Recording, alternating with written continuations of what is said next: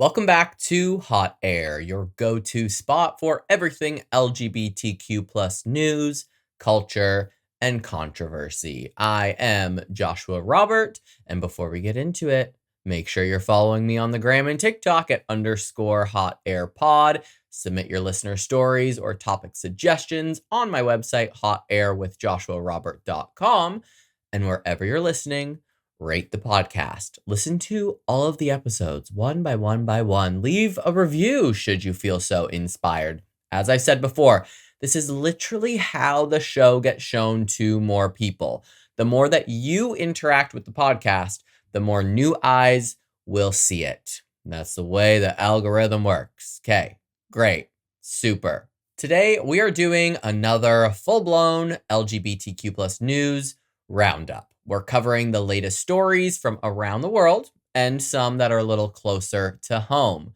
We've got everything from the US Supreme Court potentially revisiting Kim Davis's decade-long crusade against marriage equality, which I've talked about before. Have a little update there. We'll talk about rainbow crosswalks being erased around the country and communities that are fighting back with chalk and paint. We'll head to the chilly north of Canada to my very own hometown of Kitchener, Ontario, Canada, which has been forced to cancel Pride events after threats of disruption, reminding us that acceptance is not universal, even in places that people assume are progressive. And we've got a mix of good and the inspiring. The Church of Norway issuing a historic apology to LGBTQ plus folks, Snoop Dogg stepping up with a children's song celebrating queer love, a sobering update on the mental health crisis among LGBTQ plus youth, and exciting news relating to EuroPride 2028. So really, I just told you everything we're going to talk about. So do you even need to listen to the rest of the episode? Yes, of fucking course you do.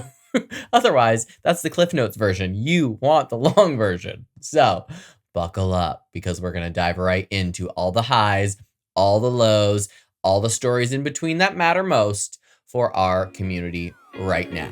So let's hit it.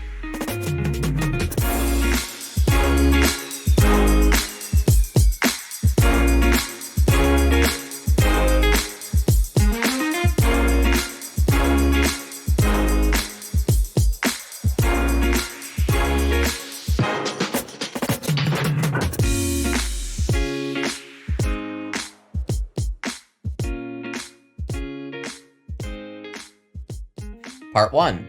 Kim Davis, a little baby update.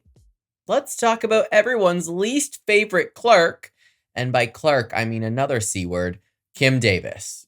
As you know, somehow she is back in the headlines. The same woman who refused to issue marriage licenses to same-sex couples in Kentucky nearly 10 years ago is still trying to undo marriage equality. And now, the Supreme Court has officially scheduled a private conference for November 7th. They will decide whether they will even hear the case. But now we have a date, something to kind of hang on to. I will be paying very close attention. So the justices are meeting behind closed doors to determine if Davis's plea to overturn Obergefell v. Hodges, which is the 2015 ruling that legalized same-sex marriage, will make it onto the court's docket. Now, this does not mean that the Supreme Court is about to roll back marriage equality tomorrow. What it means is they're deciding whether to take the case at all. And I've been waiting to find out, A, if they will take the case, and B, when they're going to decide if they'll take the case. If they decline, the story ends here. Davis loses, the lower court's ruling stands, and we can all move the fuck on. But if they agree to hear it, that's when things get messy. We'd be looking at oral arguments sometime in the spring and a potential ruling by next summer. And given this court's track record of revisiting precedent, Roe v. Wade, cough, cough, it's hard not to be nervous. That was a nervous cough. It's hard not to anticipate that they are going to take this case on and potentially rule in her favor. As we know, if somehow Davis gets her wish, it could open the door for conservative states to challenge marriage equality laws or stop issuing new licenses altogether. The 2022 Respect for Marriage Act would still force states to recognize existing marriages, but the legal and emotional chaos that would follow, absolutely massive. So here's what to watch out for. Who votes to hear the case? It only takes 4 justices. Will we see any public dissents or statements from conservative justices like Thomas or Alito? And how quickly the court responds is very important. We could get an answer as soon as November 10th. If they say no, great. Case closed. If they say yes, get ready for another major legal battle over LGBTQ plus rights in 2026. And if you think we fucking stood up before in 2015, be prepared, everyone, because we will come full force in the masses. I will go to DC. Now, I mean, I don't want this case to be heard. I want them to just be like, nah, but I'm fairly confident that they're going to take this case on. And if they do, I'll be there. So the stakes are high, and once again, queer Americans are left watching the Supreme Court to see whether equality is even a fucking thing that they think that we deserve. And it's clearly up for debate. So stay tuned. I will have updates right after that November 7th conference, whether it's on an episode day or not. I will probably just do an extra little bonus episode. And if you want to get caught up to date on Kim Davis, if for some reason you don't know her story, and the Supreme Court case, as well as Obergefell v. Hodges, I have multiple episodes all about them. An episode specific to Kim Davis. I have an episode with 2 of the plaintiffs of the marriage equality Supreme Court case, Kim and Tammy, so you can learn about how they were a part of Obergefell v. Hodges, and then you can go to the opposite end of the spectrum and learn about Kim Davis and her nasty little ways. Wherever you get your podcasts now. Part 2, Erasing Rainbows.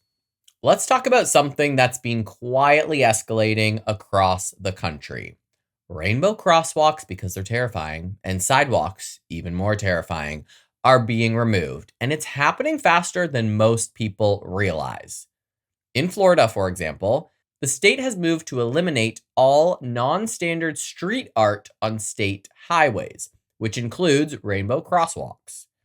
Iconic sites like the Miami Beach crosswalk on Ocean Drive have been torn up after the city lost its appeal. And in Orlando, the crosswalk honoring the 49 victims of the Pulse nightclub shooting was painted over overnight. Other cities from Key West to St. Petersburg and West Palm Beach have seen rainbow crossings removed or threatened, with local officials citing safety or state funding rules as justification. State funding.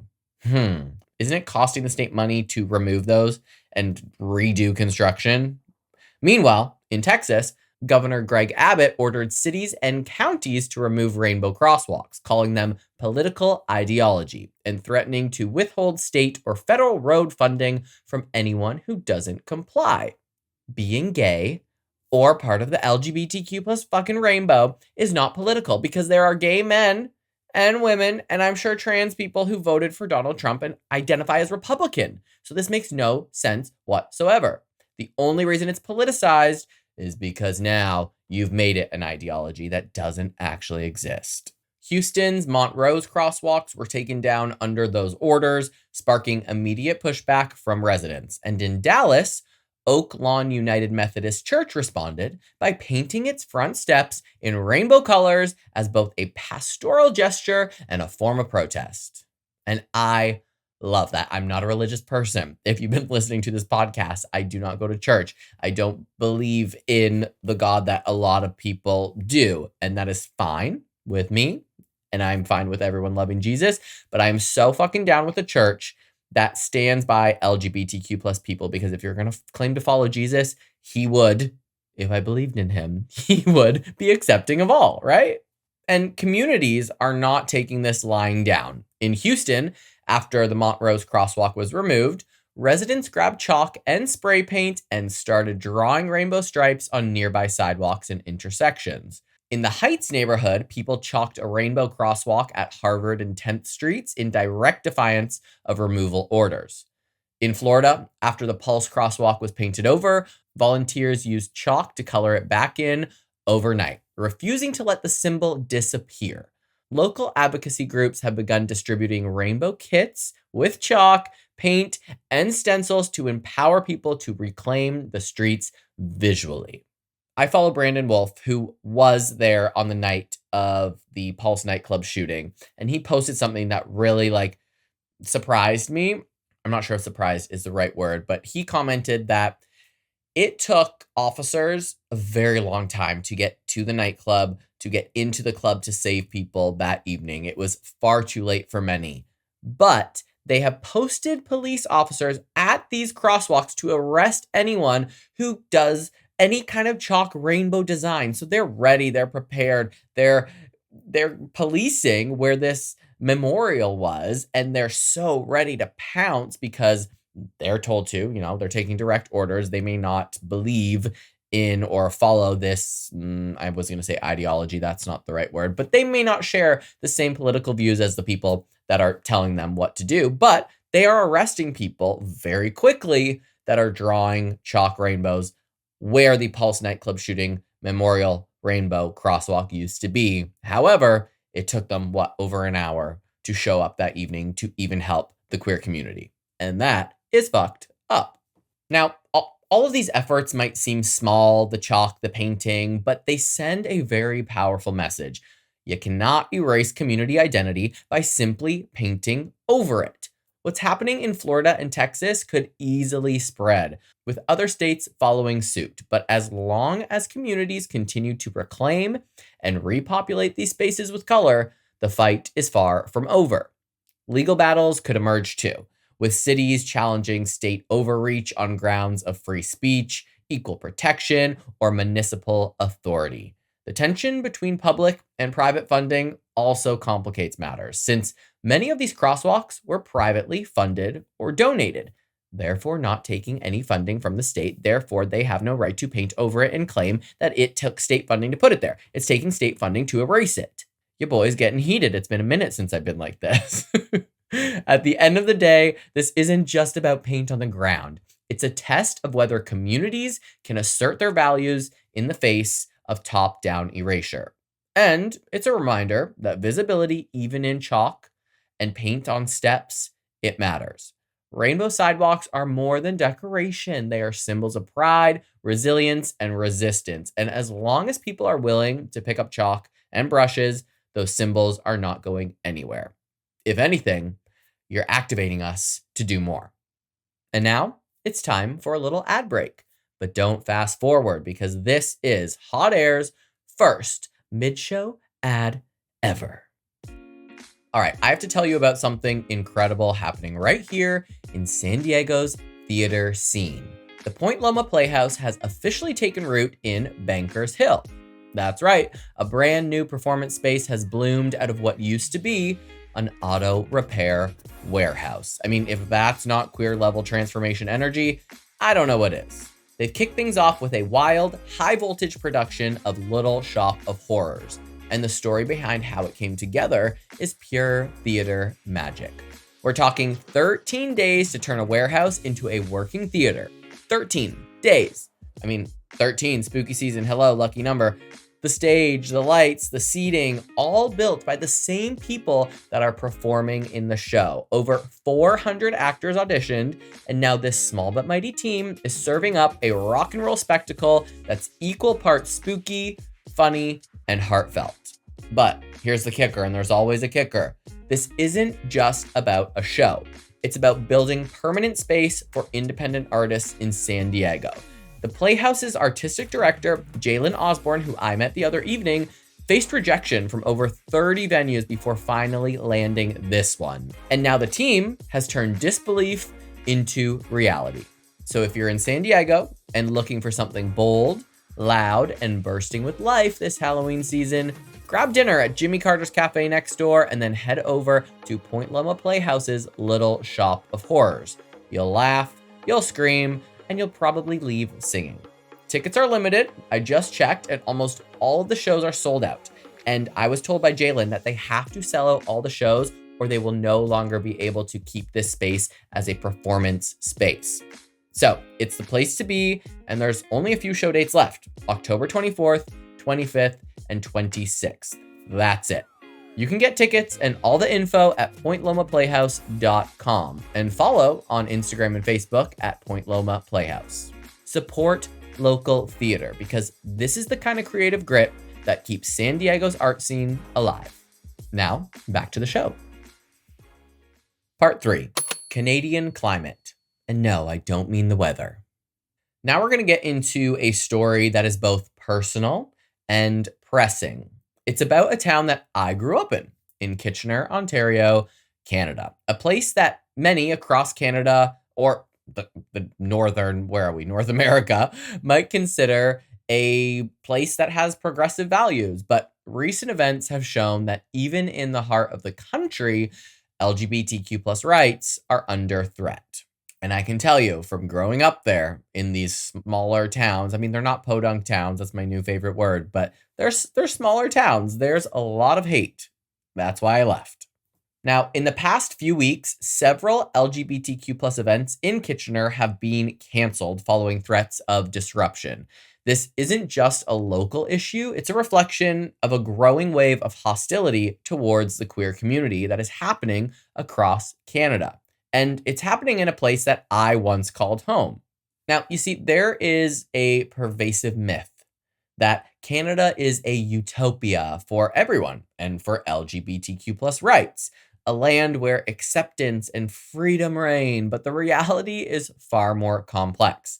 Across the country, from Ontario to Alberta, and even in my hometown, the LGBTQ plus community is facing increasing challenges, whether it's the removal of rainbow crosswalks in Kitchener or threats to pride events in Calgary. The message is clear. The fight for equality is far from over. And I think it's very easy for me, because I now live in California, to forget that it's like that up there and think that all of this craziness and anti-LGBTQ plus rhetoric is only happening here in the country that I live in, but it's also happening in the country I grew up in. And this isn't just about politics or policy, because politics are very different in Canada. It's personal, obviously. These are people that were my friends, my neighbors, my community. And when I see them targeted, when I see their safety and rights jeopardized, it hits home in a way that no headline ever could. When I was scrolling through and this was a major news article, I was like, what? Kitchener, Ontario, they're having like this thing? Like, I'm so out of touch with things that are going on in Canada that I didn't think about it. So let's talk specifically, because I'm on a rant, about what's happening in Kitchener. So there were several LGBTQ plus events that were canceled after organizers received threats of disruption. These events were meant to celebrate identity, foster community, and promote acceptance. Instead, they became targets of hate. And that's where the story takes a turn. The community did not back down. In the face of adversity, they rallied. They organized alternate gatherings. They painted their steps with rainbow colors, and they stood firm in their commitment to inclusivity. This isn't just about Kitchener. It's a microcosm of a larger issue facing Canada. From the removal of rainbow crosswalks in Ontario to the banning of pride flags in schools across the country, the LGBTQ plus community is under siege everywhere. And yet, despite these challenges, there's hope. Communities are coming together, standing up, and fighting back. They're showing that love, acceptance, and pride cannot be erased by threats or intimidation. And I just wonder when these people are going to get the message. You are just pumping us up, and we ain't going anywhere. But we can't do it alone. We need allies. We need support. We need everyone to stand with us, not just when it's convenient, but when it is hard, which is right fucking now, because the fight for equality isn't just about laws. It's about people. It's about ensuring that everyone, regardless of their identity, feels safe, valued, and loved. And I just got emotional saying that. We just want to be. I don't want to feel like the rainbow flag is being taken away because people want us erased. I just want us to just fucking be. Is it so much to ask? I guess it is. It's a lot to ask right now, I suppose. So reflect on what's happening in Kitchener and across Canada for a second. Let's remember, the fight for LGBTQ plus rights is clearly far from over. It's up to all of us to ensure that love always wins. And it's very, very important to think outside of your little bubble. this moment right here, I think I got emotional because I've been so focused on things happening in the United States. I do hear news stories from around the world, but to realize that people are struggling just as much as I am, or just as much as some of my friends are in a country and specifically a city that I grew up in, feels very different. So step outside of yourself, think beyond yourself, think about the people in the smaller town that maybe don't have the support and feel threatened or scared or alone. This is a global issue. Let's talk about something now a little bit more positive. Part 4, Church of Norway apology to the LGBTQ plus community.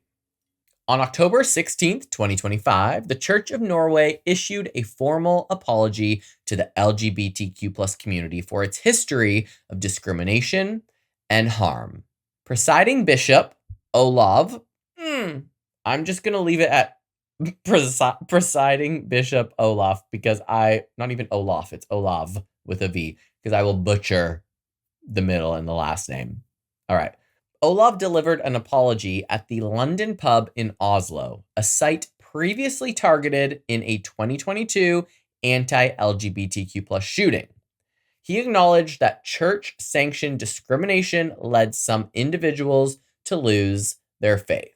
The Church of Norway's apology is part of a broader trend of religious institutions addressing past wrongs. Similar apologies have been issued by the Church of England, the Methodist Church of Ireland, and the United Church in Canada.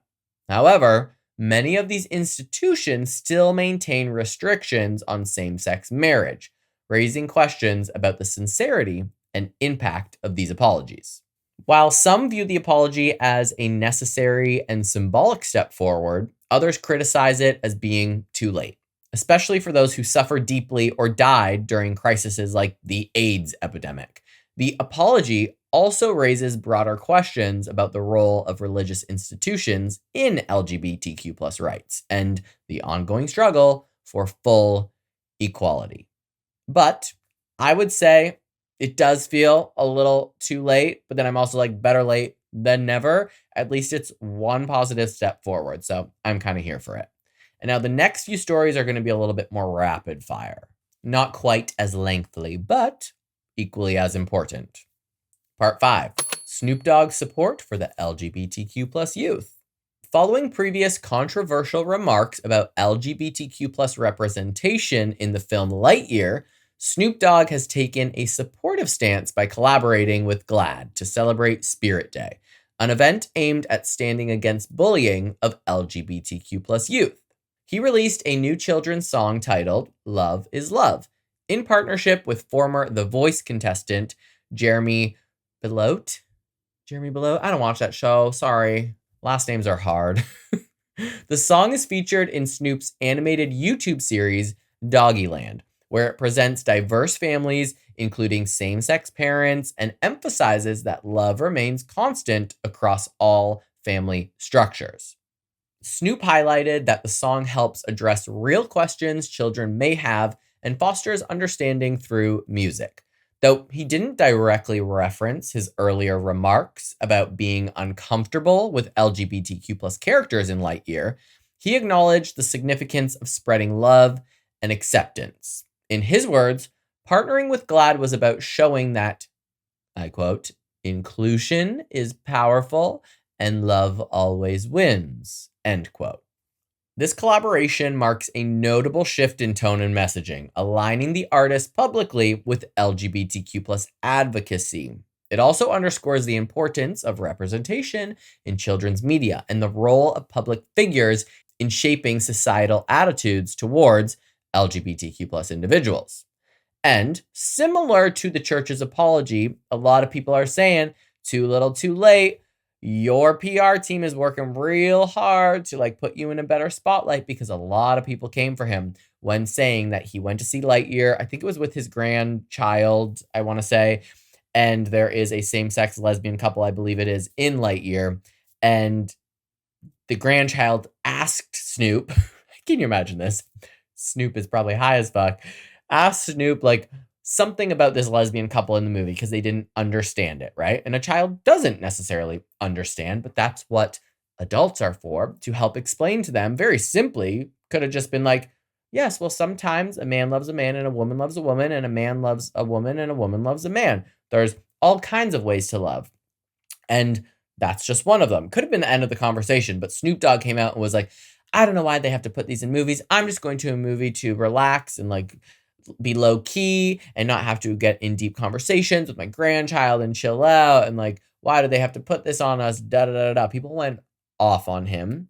I do believe rightfully so, but I also think, maybe he wasn't prepared to provide that story or provide that lesson to his grandchild. And I look at this new song as maybe he had some important conversations. Maybe what he said was misinterpreted. Maybe it wasn't misinterpreted, but he's changed his mind. Give him a little bit of the benefit of the doubt. He's Snoop fucking Dogg. I'll take it. Again, any little thing is better than nothing to help us feel a little bit more supported. So I'm kind of here for it. Moving on, back to something depressing. Part 6, worsening mental health crisis among LGBTQ plus youth. A new survey from the Trevor Project indicates that between 2023 and 2025, LGBTQ plus youth reported an increase in anxiety, depression, and suicidal ideation. The study tracked about 1,700 queer youth over a year and found that more than half experienced anxiety and depression. Transgender and non-binary young people are the most at risk of depression and suicidal ideation. That is according to the study. And that more LGBTQ plus youth are facing pressure to undergo conversion therapy. I talked about conversion therapy on last episode, I believe it was. So you can go listen to that. The findings highlight the urgent need for comprehensive mental health support for LGBTQ plus youth, as well as the importance of creating affirming environments that protect against discrimination and stigma. The study also calls attention to the ongoing challenges faced by transgender and non-binary individuals who continue to experience disproportionately high rates of mental health issues.